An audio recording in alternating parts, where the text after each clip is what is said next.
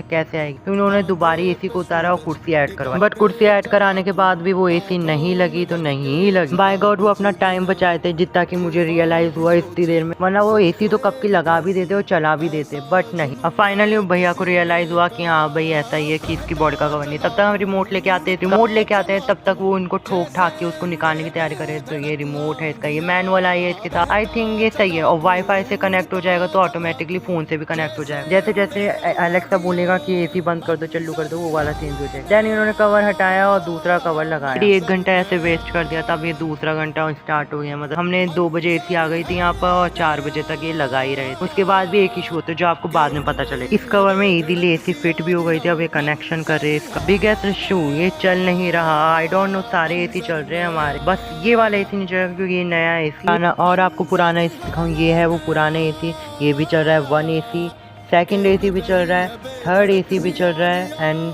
4 AC भी चल रहा है।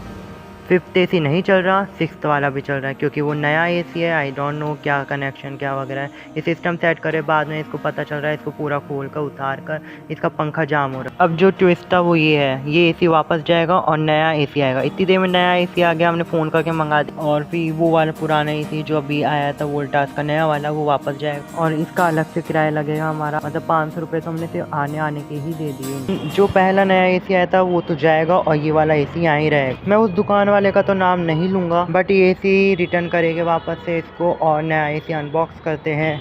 नई चीज़ का फील ही अलग आता है यार।